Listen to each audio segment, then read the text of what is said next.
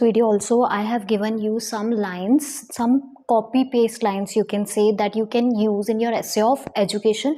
Earlier topic was technology, तो education पर अगर कोई essay आए तो क्या lines है जो आपको help कर सकते हैं. I'm not saying कि exactly आपको यही सब लिख के आना है, because आप अपने आइडिया के अकॉर्डिंग ऑफ कोर्स चूज़ करोगे. एक फॉर्मेट होता है हर एक ऐसे का जिसे आप फॉलो करोगे. इंट्रोडक्शन लिखने के बाद अगर आपको लगता है कि हाँ किसी आइडिया में ऐसा कुछ फिट हो सकता है तो यूज़ करोगे. तो you have to use your cleverness.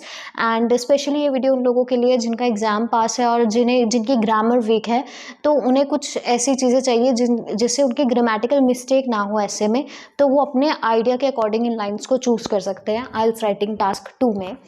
तो this topic is on education. The university is, university को हम क्या कहते हैं? वार्सिटी.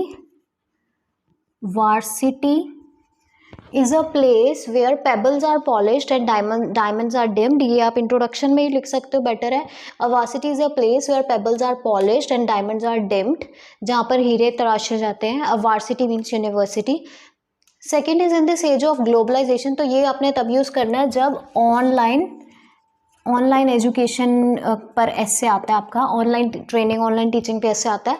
तो in this age of globalization जिसको नहीं पता, ये हर एक टास्क उस टास्क में आप वर्ड यूज़ करोगे जहाँ पर नेशन वाइड एक्सचेंज की बात हो रही है कि एक कंट्री का स्टूडेंट दूसरी कंट्री में पढ़ रहा है, हम दूसरी कंट्री के प्रोडक्ट यूज़ कर रहे हैं, दूसरी कंट्री की एमएनसीज हमारी कंट्रीज़ में आ रही हैं, एंड चाहे एक्सपोर्ट इंपोर्ट हो गया, कुछ भी जहाँ पर नेशन वाइड एक्सचेंज है उसे ग्लोबलाइजेशन हम कह सकते हैं. तो in this age of globalization के इस टाइम पीरियड में education has transcended national barriers. तो इसे हम ऑनलाइन एजुकेशन वाला टास्क में यूज़ करेंगे कि एजुकेशन ने हमारी जो नेशनल बैरियर्स है, बैरियर्स की जगह हम क्या लिख सकते हैं? फ्रंटियर्स.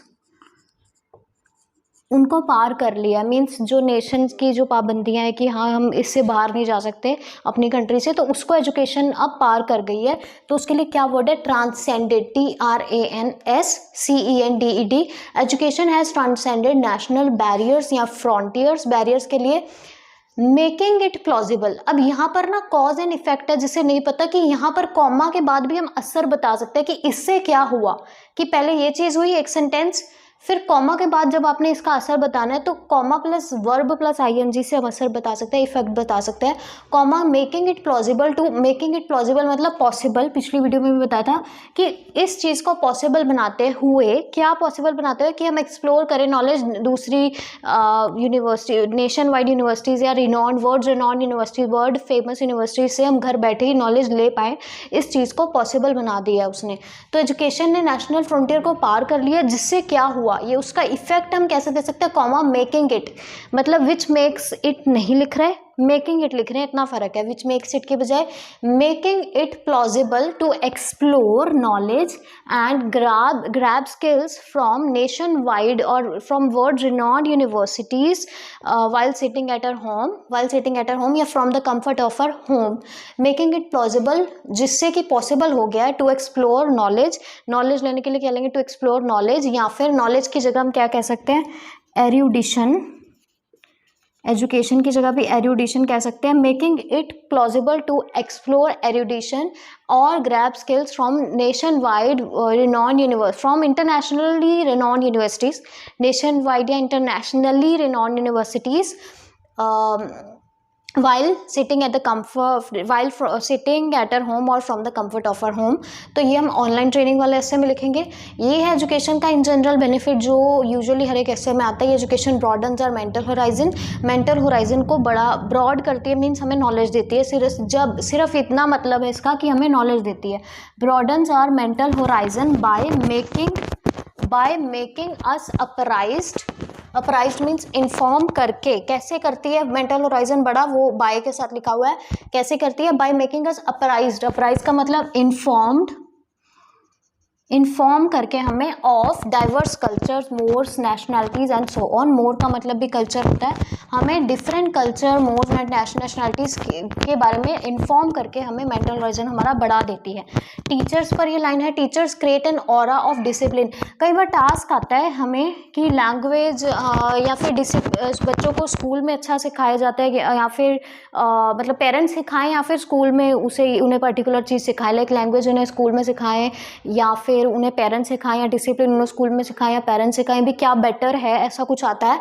तो उस केस में हम जब टीचर के फेवर में लिख रहे होते हैं तो ये आइडिया आता है, teachers create an aura of discipline, कि टीचर का ये फायदा है कि teacher, aura means environment create कर देती है डिसिप्लिन का, जो घर पे नहीं क्रिएट हो सकता। तो ये पॉइंट हम उसमें लिखेंगे ऐसे टास्क में, teachers create an aura means environment of discipline that makes children obliged, जो कि बच्चों को रिस्पॉन्सिबल बना देता है। ऑब्लिग्ड की मतलब हम अब उन पर एक रिस्पॉन्सिबिलिटी आ जाती है।